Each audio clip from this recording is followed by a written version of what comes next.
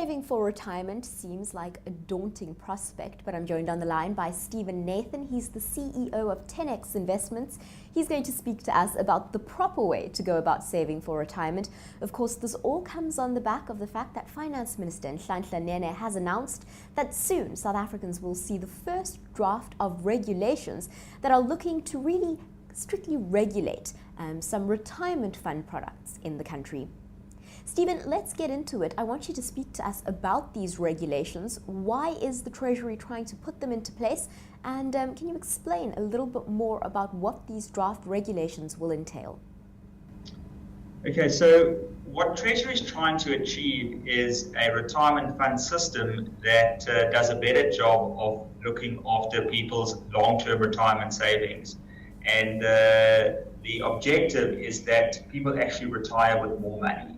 So they get a better deal from the retirement fund industry.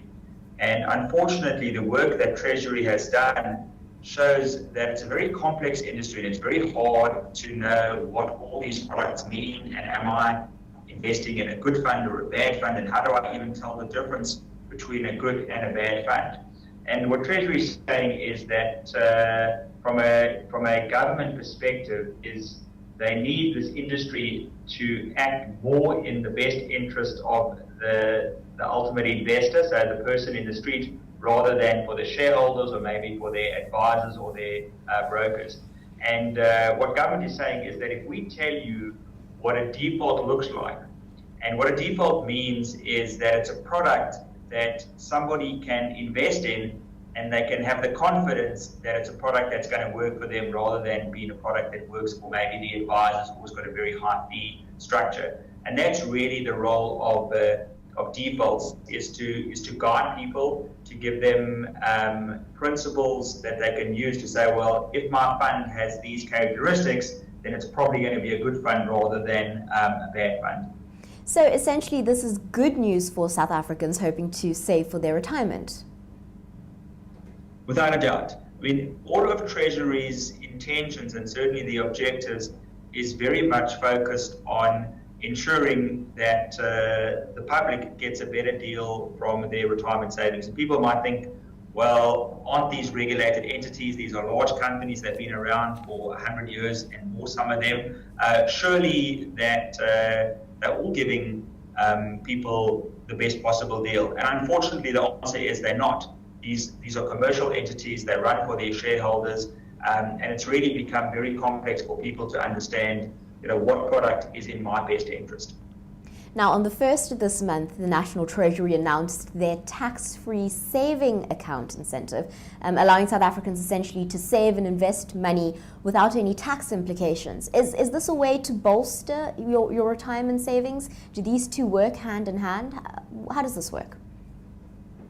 Well, it's definitely a way to bolster all of our savings and obviously to create more savings in South Africa. So if we can have a bigger savings pool in aggregate, then it should be good for the economy, because typically the more savings you've got, the more investment you can have. The product specifically is not really an alternative to your retirement savings, because there are quite generous tax advantages there. What this is intended to do is to provide an additional savings pot over and above your retirement savings. So you can get a tax incentive, so there's an incentive for people to save this way.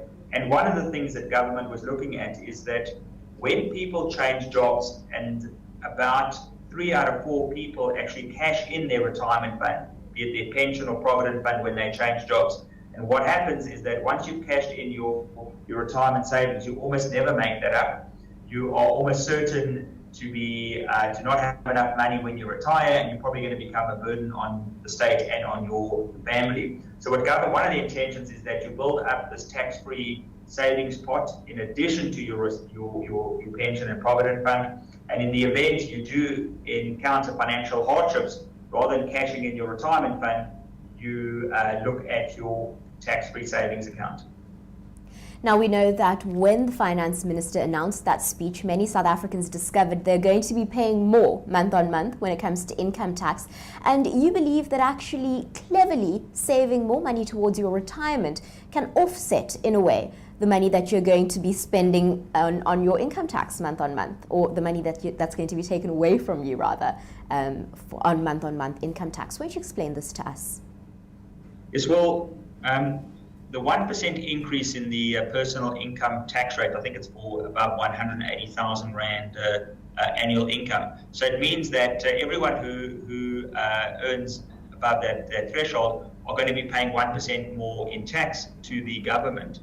So one way to avoid paying that extra 1% tax to the government is by saving tax in a tax-free way yourself. So for retirement funds, you can contribute between 15 and 27% tax-free into your retirement fund, be it a retirement annuity or a pension or provident fund. And by doing that, you don't pay the tax. So for every 100 Rand let's say that I'm a marginal taxpayer, so at the marginal rate, I'm paying tax at 40%, now it's going to be 41%.